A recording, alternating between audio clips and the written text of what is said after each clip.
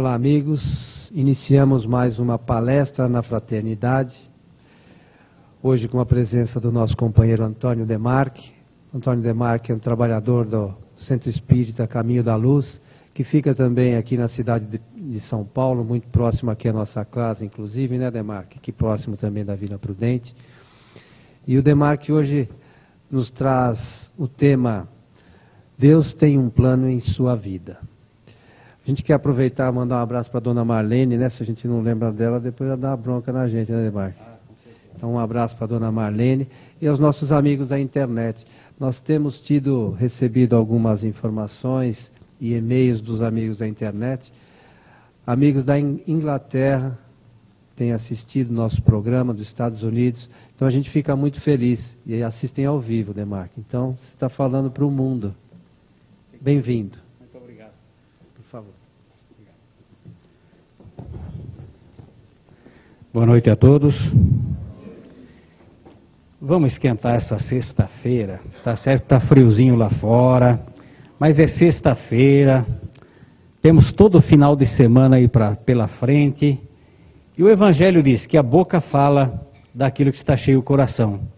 Então, quando a gente coloca bastante vibração, as coisas ficam melhores. Boa noite, gente. Boa noite. Com certeza essa noite ficou bem melhor com esse boa noite, assim tão alegre que vocês emitiram aí com o coração cheio de vibração. Logo que caiu aquele avião da Air France, passado uns 10 dias, ainda estávamos chocados com aquela situação. A morte de tantas pessoas, uma incógnita, o que teria acontecido para aquele avião mergulhar em pleno Oceano Atlântico, com mais de 200 pessoas a bordo.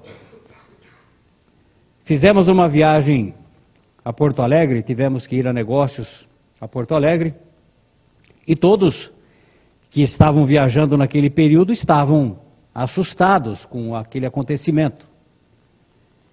E no final do dia, quando retornamos, pegamos já um voo, já no escurecer.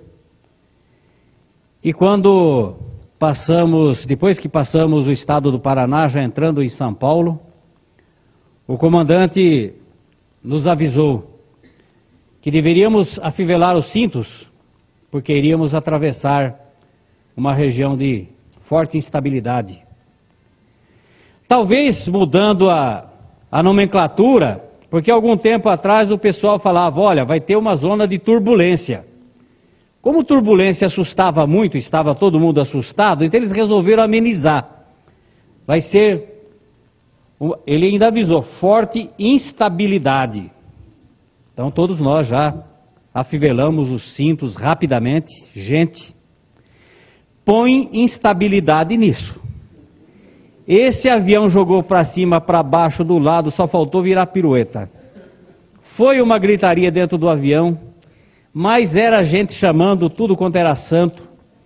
E eu lembrei do filme do Chico Xavier, que é aquela situação lá que ele também abriu a boca desse tamanho, gritando para tudo quanto era santo. E eu só não fiz que nem o Chico, porque a voz não saía. Olha, aquilo deve ter durado uns 3 minutos. Mas aqueles 3 minutos pareciam que não acabavam mais. A coisa foi assustadora. Possivelmente o comandante deve ter pedido autorização para a torre, aumentou a altitude, mudou de rota. E graças a Deus, depois de toda aquela turbulência, chegamos finalmente em São Paulo. Mas logo que passou a região de forte instabilidade, todo mundo mal dentro do avião. Passou a aeromoça do meu lado e eu me lembro que ela olhou para mim, eu devia estar pálido. E ela perguntou assim para mim, você está bem? Eu só fiz assim com a cabeça. Ela falou, falta de ar? E aí eu consegui falar, não, falta de chão. Porque na verdade, naquele momento, o que eu mais queria, gente, era estar com o pé no chão. E aí depois eu fiquei pensando, a vida da gente às vezes é uma grande viagem. Fizeram já analogia que a nossa vida é uma grande viagem de trem, em que passamos por diversas estações, e nessas estações sobe algumas pessoas, descem outras, Durante o trajeto nós vamos convivendo com algumas pessoas, vamos conhecendo outras, algumas nos são simpáticas, outras menos simpáticas, e cada uma vai descendo na sua estação de destino, até que nós chegamos no nosso ponto final, e lá descemos também, lá desembarcamos. E eu fiz uma analogia com uma viagem de avião, porque a viagem de avião, antes do avião decolar, o tanque é cheio, o piloto, o comandante, ele tem todas as instruções, ele checa todos os instrumentos, ele verifica se está tudo em ordem, ele analisa o roteiro, para onde que ele vai, ele já tem definida o trajeto, se vai fazer alguma parada no meio do caminho. No caso de alguma instabilidade ou alguma turbulência, está previsto até um aeroporto alternativo no destino. Então está tudo preparado, com o objetivo de chegar no final da viagem, no nosso ponto de destino. Mas no meio da viagem, quantas vezes enfrentamos turbulências terríveis? E às vezes nos falta o chão. Isso acontece na vida da gente.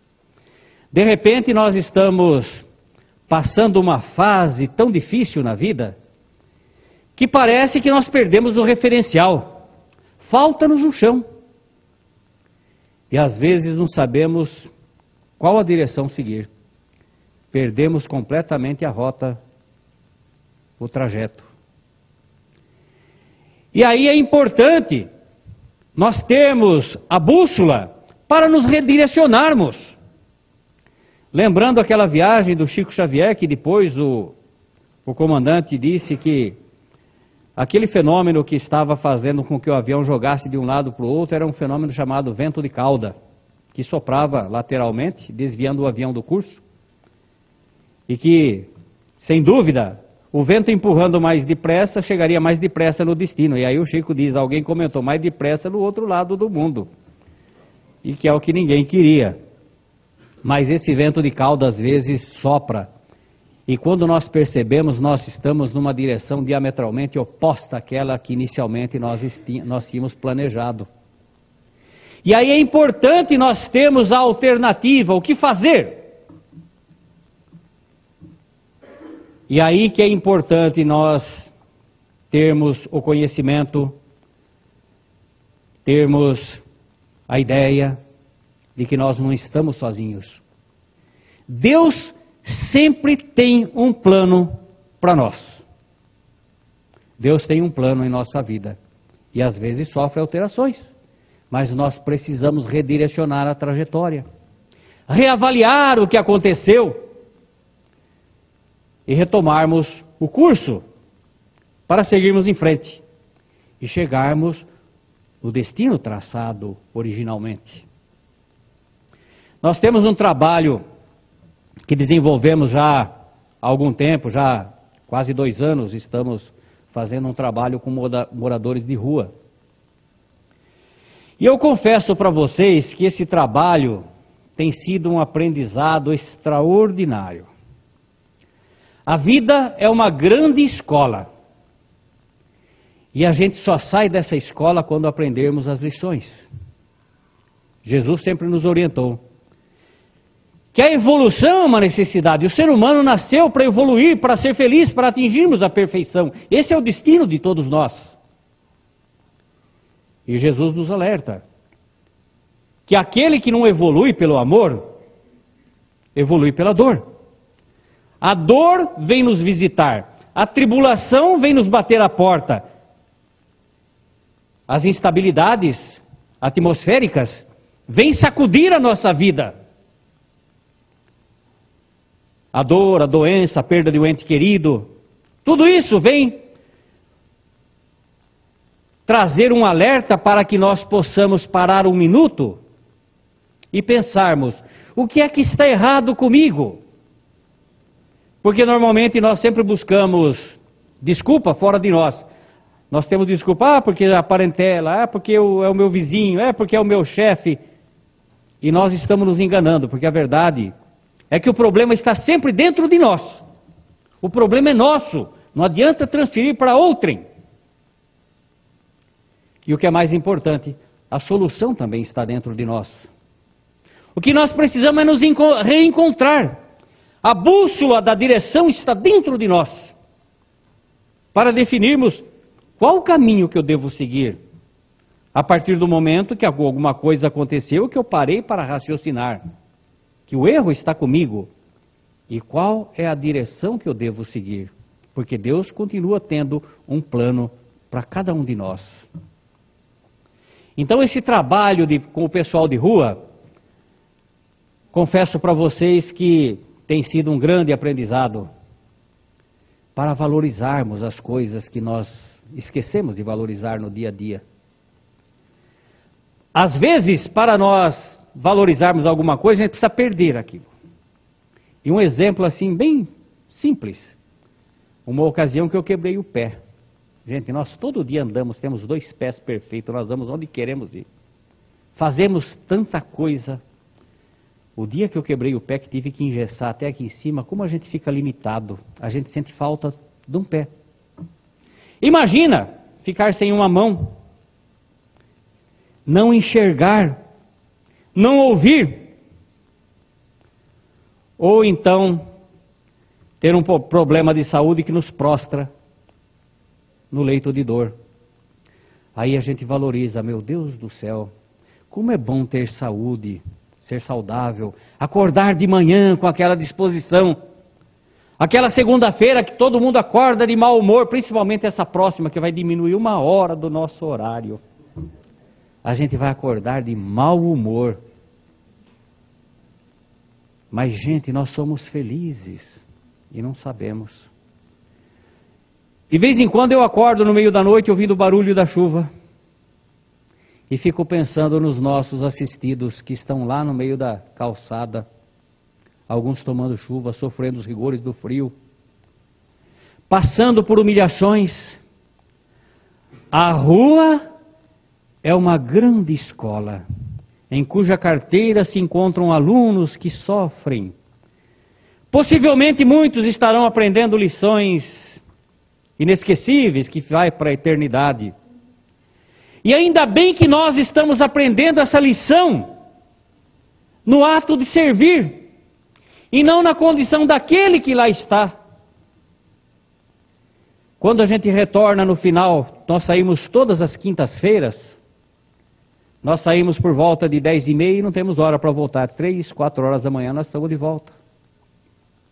Mas a gente volta tão fortalecido, agradecendo a Deus, porque a gente encontra no meio daqueles irmãos em situação tão difícil, criaturas que têm uma fortaleza, que nos dá lição de vida.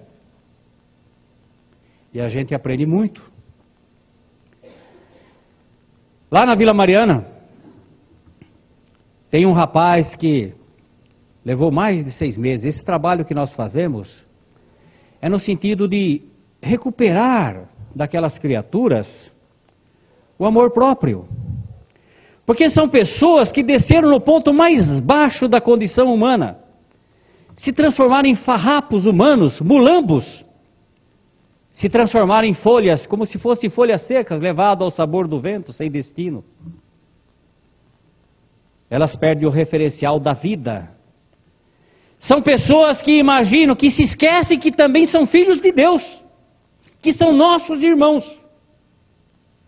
São humilhados, passam por privações, o duro da calçada, o frio da madrugada, a insensibilidade dos corações humanos, elas sofrem por tudo isso. E nós, nesse nosso trabalho, procuramos fazer com que essas criaturas se lembrem que elas também são filhas de Deus.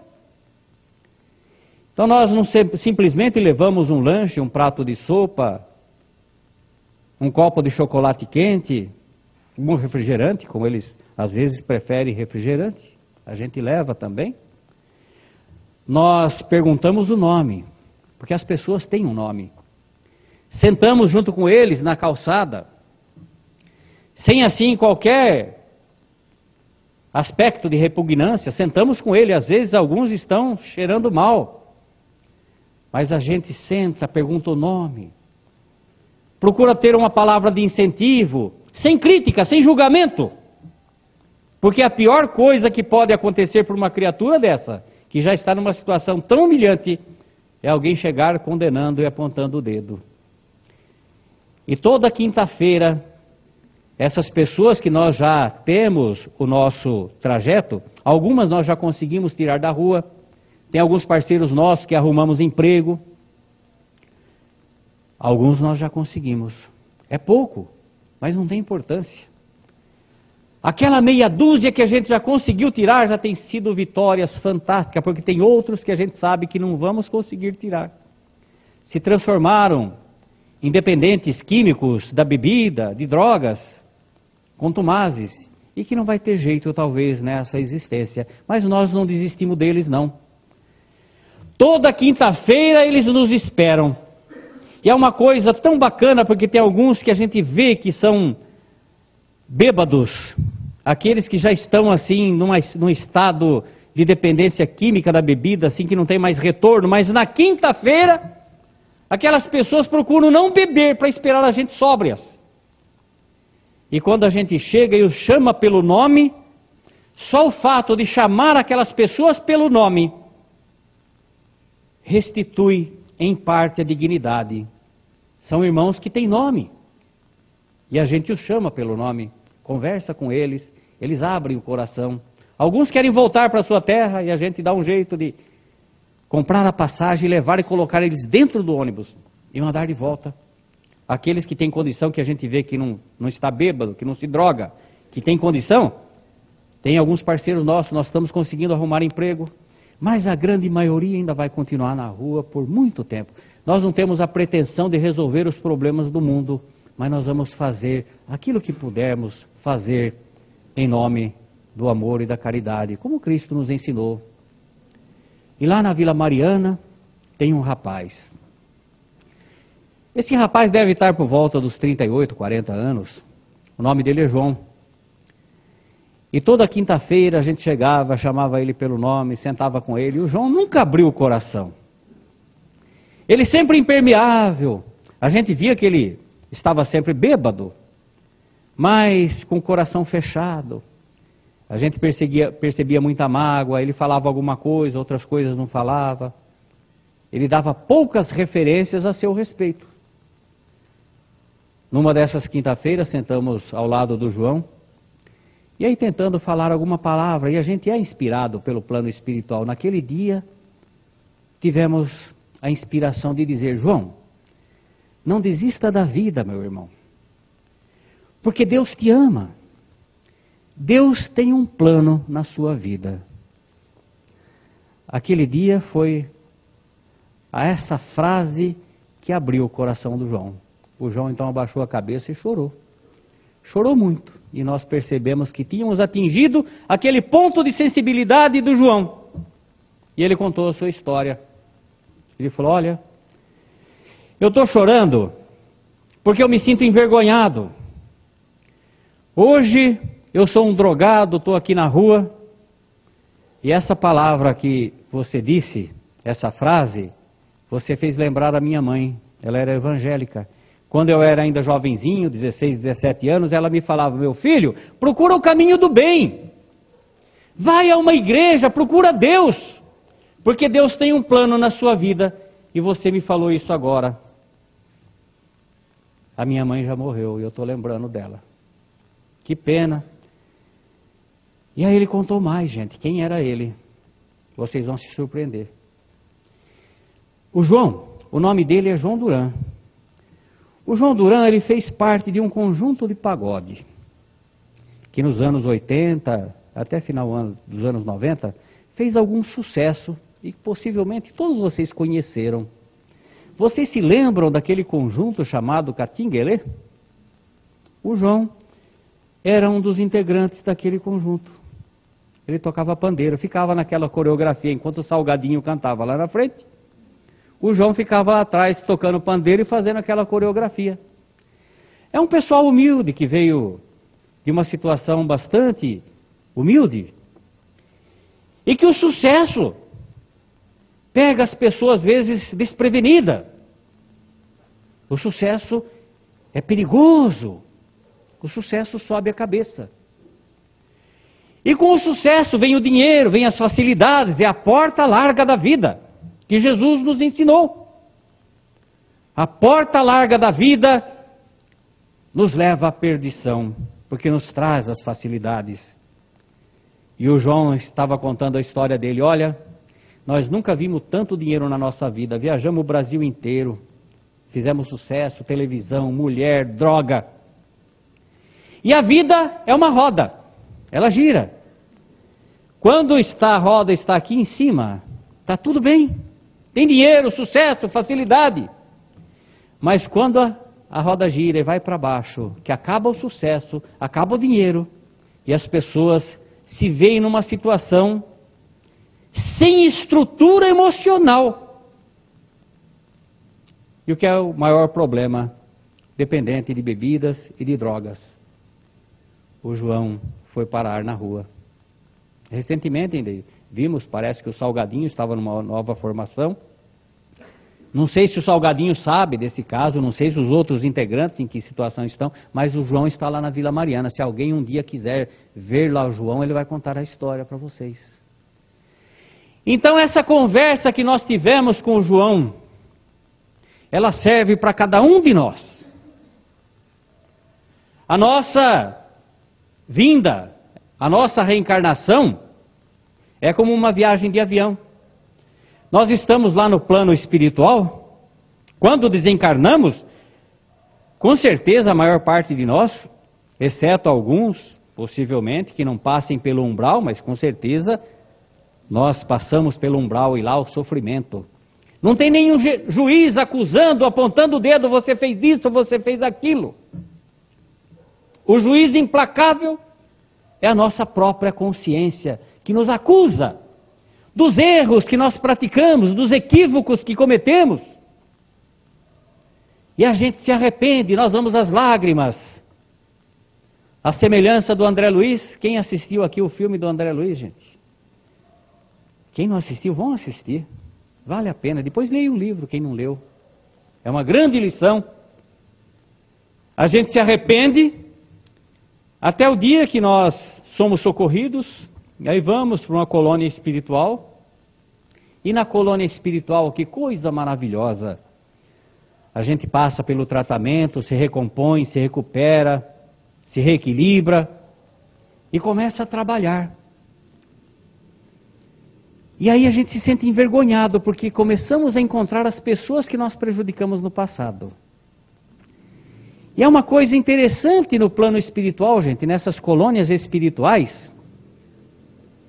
Quando alguém fala, vamos fazer alguma coisa boa, todo mundo está vibrando positivo, as vibrações são uniformes, todo mundo vibra amor, alegria, positivismo. E a gente se sente fortalecido, aquela coisa boa, aquela energia que nos envolve. E aí a consciência acusa mais ainda, meu Deus do céu, eu não sou merecedor de tudo isso. Reencontramos os adversários, aí a gente fica corado de vergonha, meu Deus do céu, como é que eu fui fazer essas coisas erradas? A gente se arrepende e se prepara para uma nova existência, uma nova reencarnação. A gente reencontra aquela pessoa que nós, na condição de esposa, nós traímos no passado. Aquela moça que nós desvirtuamos e desviamos do caminho. Aquele rapaz que nós contribuímos para a sua perdição. Aquela mulher que nós não valorizamos.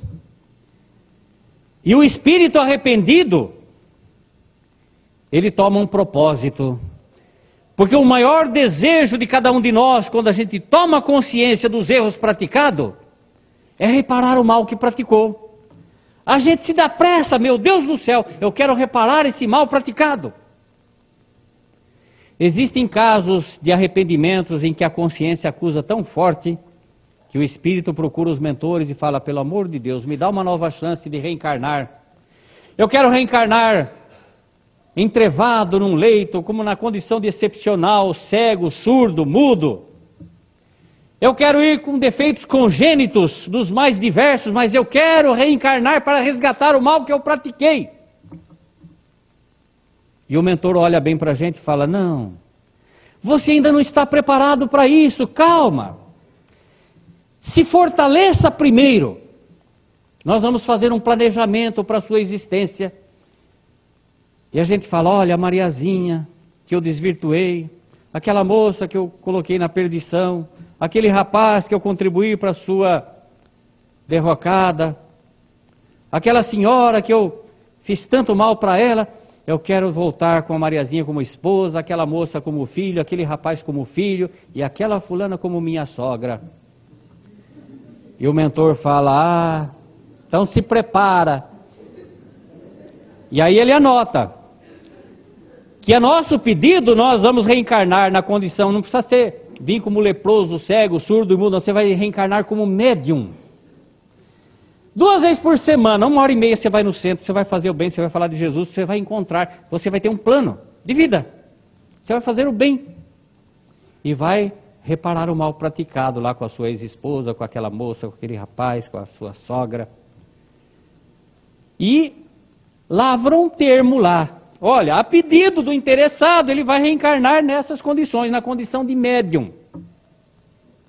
E aí a gente reencarna, gente. Só que quando chega aqui na matéria, é diferente lá das colônias. As vibrações são heterogêneas. Lá no plano espiritual, no nosso lar e nas outras colônias, quando a gente fala assim, vamos fazer alguma coisa? Vem 1 milhão de pessoas, vamos! Todo mundo quer ajudar, porque todo mundo deseja o bem. Hein, Coelho? Quando a gente fala aqui, vamos fazer alguma coisa, é sempre aquela meia dúzia de vezes, tem que olhar assim, porque nem aquela meia dúzia às vezes aparece. Todo mundo deita o cabelo e some. Então aqui na matéria as coisas são difíceis, é o dia a dia, é a complicação, são os compromissos materiais inadiáveis, a gente correndo atrás dos nossos problemas. Esquecemos das lições mais básicas do Evangelho, quando Jesus nos disse, dai a César o que é de César e a Deus o que é de Deus. Nós vivemos plenamente no mundo de César e nos esquecemos do mundo de Deus. A gente tem, às vezes, aquela indolência de arregaçar as mangas e botar a mão na charrua, com confiança, seguir o plano de voo que foi traçado no plano espiritual. Chega aqui é difícil, gente. É aquele dia que fala, hoje está frio, hoje está chovendo. Aí chegou uma visita, nós encontramos desculpa para tudo quando não queremos fazer. A Mariazinha que nós pedimos lá, chega numa hora que a gente não aguenta mais. Fala, meu Deus, eu seria feliz se me separasse da Mariazinha. Não aguenta a sogra, não aguenta a filha, não aguenta o filho e fica reclamando. Meu Deus do céu, o que é que eu fiz para ter uma família tão complicada? Não adianta reclamar. Porque o dia que a gente desencarnar, se for reclamar lá, São Pedro vem para nós, lá com aquele termo que foi lavrado, com firma reconhecida por São Pedro. Está aqui, você que pediu. Não adianta reclamar. Então, na nossa vida, cada um de nós, de vez em quando a gente sente que nos falta aquele chão. E aí o que precisamos, gente? Nós temos o plano de voo. Há algum tempo estivemos em Bauru fazendo uma palestra e um amigo nosso sabia que nós tínhamos vontade de andar de planador, de voar de planador. E ele falou, olha, tem um amigo nosso que ele é instrutor de voo. Você não quer dar uma voltinha? Eu falei, vou sim. Depois me arrependi, gente. Mas aí já era tarde. Já tinha marcado. Chegamos no sábado lá, um dia de sol lindo, maravilhoso. Céu de brigadeiro. Aí vimos lá, apresentou o amigo, ele abriu lá a escotilha, a carlinga, sei lá como é que chama. Entramos lá, dentro do painel é muito bonito, tem um painel onde mostra o altímetro, tem o radar meteorológico, tem tudo. Entramos lá, e aquilo é uma visão panorâmica, porque é tudo de vidro. E aí ele estava me explicando, olha, o planador ele é rebocado por um teco-teco. O teco-teco sai puxando por um cabo. E aquele teco-teco, gente, parece que não sai do lugar. Se um Fusca começar a andar do lado, vai mais rápido que o teco-teco. Parece que não vai sair do chão, mas sai. Chega uma hora que ele levanta. E a hora que ele levanta, a gente se sente suspenso no ar. Quando atinge uma altitude de mais ou menos uns 1000 metros, solta aquele cabo. Aí literalmente eu fiquei pensando que a gente fica nas mãos de Deus. O que é que segura aquilo? É um avião sem hélice, não tem motor, não tem nada. Por outro lado, aquilo é um silêncio absoluto. A gente ouve o barulho do vento passando pelas asas. E aquilo flutuando no espaço. Aí o meu amigo falou assim, olha, você que tem assim essa espiritualidade, fecha os olhos. E eu fechei os olhos, gente. Mas é uma coisa tão boa, parece que a gente está pertinho de Deus. Aquilo é uma solidão absoluta, um silêncio que a gente só ouve o vento. Aí depois abri os olhos, olhei assim, aquele horizonte que se perde à distância, aqueles campos verdejantes, aquilo tudo nos mostra que a gente está assim tão pertinho de Deus, é uma coisa maravilhosa. A gente fica sensível. E eu fiquei entusiasmado, falei, mas que coisa maravilhosa. Ele falou, não tem perigo. Se tem o único avião que não vai cair porque se der alguma falha de motor, é isso aqui, porque não tem motor. Aí ele estava mostrando os urubus, falou, tá vendo? Aqueles urubus, essas aves, elas têm assim por natureza, elas captam aquelas emissões térmicas de ar, que eleva, faz com que o aparelho vá. Ele falou, às vezes a gente vai atrás do urubu, e às vezes é o urubu que vem atrás da gente, porque ele sabe que onde nós estamos também tem correntes térmicas. Então aquelas correntes térmicas mantêm e faz com que o aparelho se eleve no espaço e fica horas e horas no espaço. E aí ele estava mostrando, olha aqui é o altímetro, aqui é o radar, se houver alguma inversão térmica, algum problema, isso aqui indica tudo para que a gente possa retornar com segurança ao ponto de origem. Eu falei, poxa vida, esse é então um medidor de altitude? Ele falou, não, um medidor de atitude, porque aqui ele possibilita tomarmos atitudes todas quantas possíveis. O altímetro, sim, é o medidor de altitude. Tem o horizonte virtual, então ele mostra se o avião está subindo, se ele está descendo. Ele falou, olha, aqui tem um aviãozinho naquele horizonte virtual, que se ele está com o nariz para cima, ele está ganhando altura. E se ele está com o nariz para baixo, é porque ele está perdendo altura. Então possibilita tomar as atitudes necessárias. Eu fiquei pensando, puxa vida, nós deveríamos ter um medidor de atitude dentro de nós também, para de vez em quando analisarmos nosso horizonte virtual na vida, se nós estamos subindo, se nós estamos evoluindo, ou se nós estamos entrando de nariz para baixo. E nós temos esse medidor de atitude. A natureza dotou a criatura humana de um transponder, de um radar, de uma bússola, de um medidor de atitude. E nós perdemos esse referencial quando nos desarvoramos mentalmente, a gente perde o senso de direção. Lá em São José do Rio Preto ocorre um fenômeno todo ano. Milhões de andorinhas fazem uma viagem de mais de 10 mil quilômetros. Elas vêm do Canadá até a região de Rio Preto, onde tem muita cana, possivelmente atraídas pelos insetos. Elas fazem uma viagem de 10 mil quilômetros até São José do Rio Preto. E no final do dia é aquela revoada que chega até escurecer o sol, de tanta andorinha. E depois retornam, sem perder o rumo.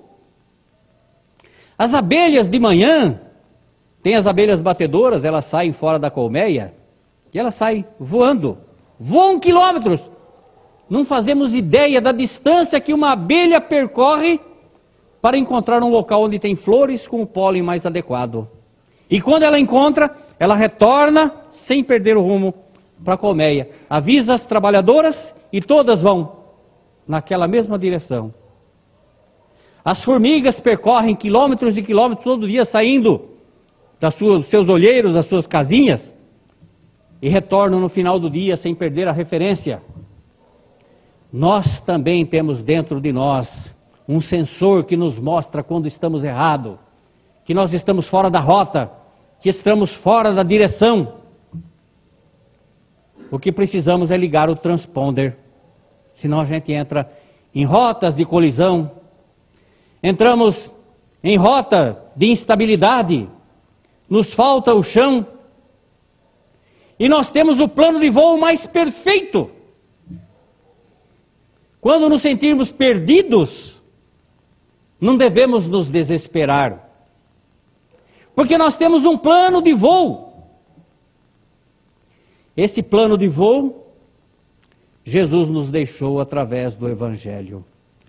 O que é que deveríamos fazer para que pudéssemos, no transcurso da nossa grande viagem, porque a vida é uma grande viagem,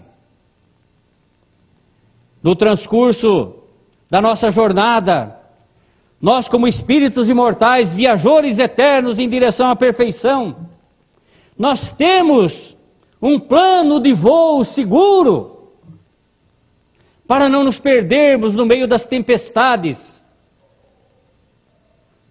porque às vezes é difícil, é a situação da dificuldade que nos visita, é a doença que nos bate à porta, é a deserção dos entes que nós amamos, é a decepção com aquelas criaturas que nós temos o maior carinho e de repente nós percebemos que estávamos equivocados. É a perda prematura de um ente querido que nos machuca o coração. É a nossa fraqueza de alma que às vezes nos prostra de uma forma que perdemos o referencial. Mas a perda de um ente querido às vezes é muito difícil. Às vezes a perda de um ente querido nos joga à margem da estrada e ficamos numa situação difícil. Eu me lembro de uma situação, ainda era jovem, uma tia minha no interior, aquela tia, nossa, ela era apaixonada pelo meu tio. E o meu tio faleceu prematuramente. Gente, no interior é assim. No interior, principalmente quando é o marido que morre. Quando é a mulher que morre, o homem fica durão lá e todo mundo fica olhando se ele está chorando. Se ele não chorar, mas ele tem que fazer cara de bem triste, que a mulher morreu. Mas agora, se morre o marido, a mulher tem que fazer um escândalo federal. Tem que se descabelar, sair pelas ruas gritando, fazendo um escândalo danado para mostrar que sentiu a perda do marido, porque senão as vizinhas linguarudas ficam falando, tá vendo? Morreu o marido e ela nem sentiu. Essa minha tia fez um escândalo que ficou na história. Gente, mas foi uma gritaria, se descabelou, saiu pela rua, gritou a noite inteira, meu Deus do céu, me leva com você, não vou conseguir viver sem você. Eu era ainda garoto e ficava pensando, meu Deus do céu, minha tia vai morrer. Ela não vai resistir à perda do meu tio. No dia seguinte, até a saída do caixão, ela lá, mas não pregou o olho, mas chorando a noite inteira, o olho inchado, vermelho de tanto chorar. Me leva com você, eu quero ir junto, meu Deus do céu. E no cortejo, atrás do caixão, aquela gritaria, meu Deus do céu. E todo mundo falando, olha só, mas vai dar trabalho. Na hora de baixar o caixão, ela lá na beira, me leva com você, me leva com você. E de tanto fez que perdeu o equilíbrio e caiu lá embaixo. Pumba! Mas foi só cair, mas gritou na hora, mas me tirem daqui!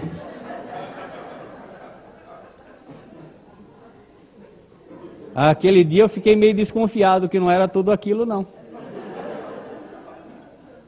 A verdade é que depois, quando a gente passa por uma fase difícil como essa, o melhor caminho para a gente reencontrar de novo a trajetória da vida, nos readaptarmos à existência, nós precisamos de ter o Evangelho no coração, fazer alguma coisa boa, para esquecer a nossa própria dor, é amenizar a dor do próximo, é fazer alguma coisa, é isso que serve como bálsamo, é isso que nos mostra o roteiro de vida, o plano que Deus tem para nós. Serve, ama o próximo, ama, serve, passa, sem olhar para trás, sem esperar a recompensa. Fazendo isso, nós esquecemos as nossas próprias dores, cicatrizam as nossas feridas, o sentimento fica, mas a dor ameniza muito. Então o plano de vida que Deus tem para nós é um plano infalível, que nós não podemos esquecer. Mas às vezes as pessoas não conseguem sozinhas. Elas precisam de alguém que as lidere, alguém que chega e oriente. Tem pessoas que nascem para orientar. Tem pessoas que nascem para serem orientadas. Tivemos grandes líderes na história da humanidade. Júlio César, grande líder romano. Alexandre, o Grande, com apenas 30 e poucos anos de idade, faleceu aos 33. Foi um grande líder guerreiro, conquistou o mundo inteiro conhecido na época. Hitler foi um grande líder. Um líder louco, sanguinário, mas um líder também. Tivemos grandes líderes que as pessoas seguem. Às vezes nós precisamos de uma liderança para seguir, que nos acenda a chama, que nos mostre o caminho, que às vezes não conseguimos olhar pelos próprios olhos. Precisamos ter alguém que nos mostre, olha, é por aqui. Conta a história que a Real Armada Britânica, isso é história, dominou os mares na Idade Média, porque eles tinham a maior potência naval. E grandes líderes surgiram na Inglaterra nesse período, mas conta a história que tinha um comandante, chamado Comandante Taylor, um grande comandante, um líder nato, um homem corajoso, porque o líder precisa demonstrar antes de mais nada determinação, conhecimento, coragem, para liderar. As pessoas confiam em pessoas com esse perfil. E o comandante Taylor era uma pessoa extraordinária.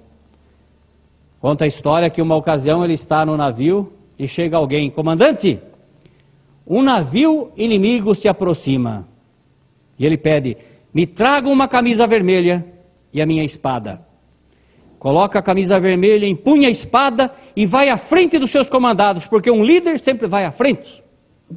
E lutou com coragem, com denodo, derrotou o inimigo.